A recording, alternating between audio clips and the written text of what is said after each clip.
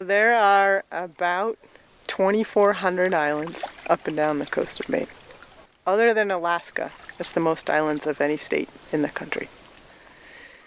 Maine Coast Heritage Trust was founded in 1970, and islands are part of the DNA of our organization because they are why we were founded, to keep a lot of the islands on the Maine coast looking the way they do and keep some accessible, because the chance to go visit an island and have that island experience here was starting to disappear in the late 60s and 70s, and the people who founded our organization saw that and wanted to do something, but do it in a way that worked with private landowners.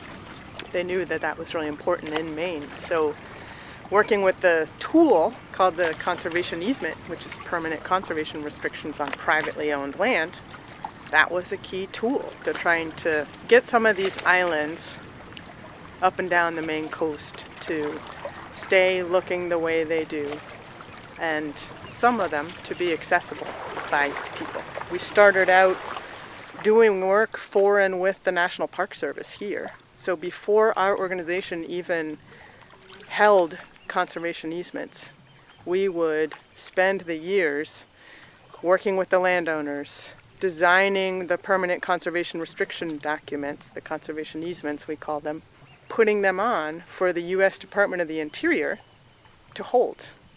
And these are held in perpetuity.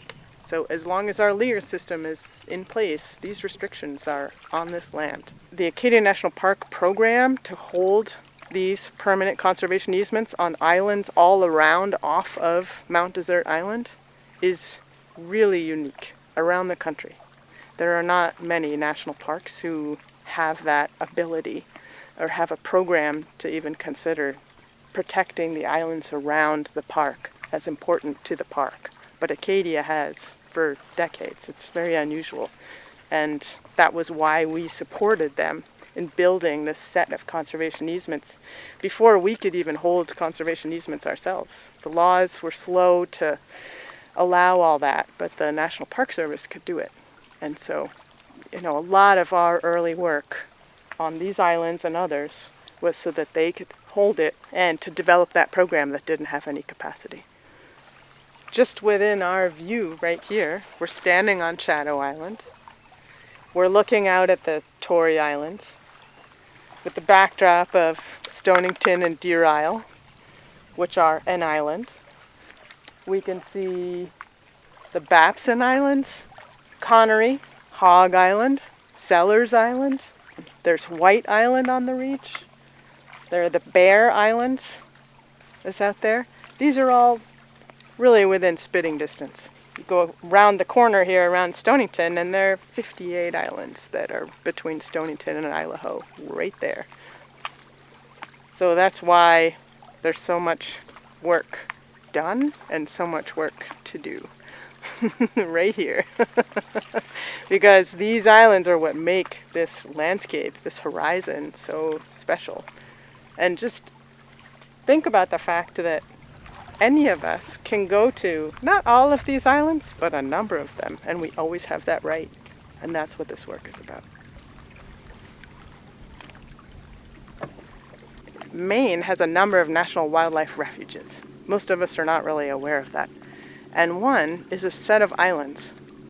Of those 2,400 islands up and down the coast of Maine, the U.S. Fish and Wildlife Service identified 81 as key to the international flyway. Migratory birds need these places to stop, roost, feed, rest, keep going on their huge trip. And this set of 81 islands up and down the coast is vital to that, and therefore are on a wish list of the U.S. Fish and Wildlife Service to become the Coastal Islands National Wildlife Refuge. Mahoney Island was one of those, and it came out on the open market for sale, listed with a realtor.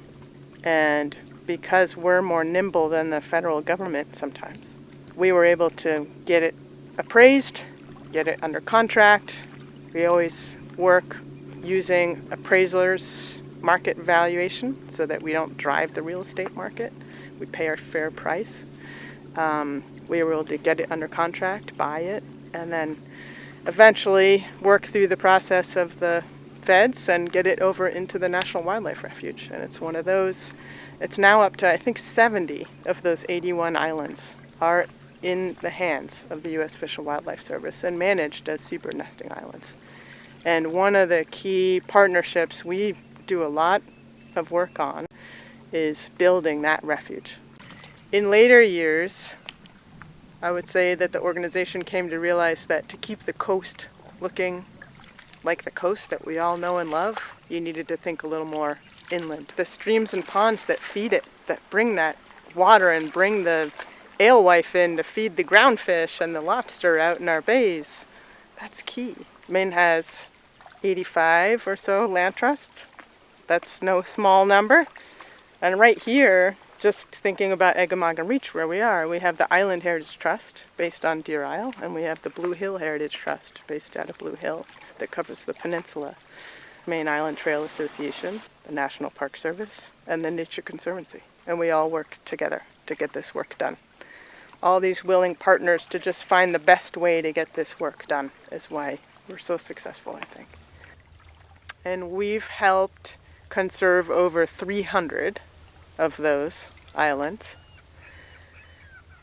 And all islands that we own are open to the public.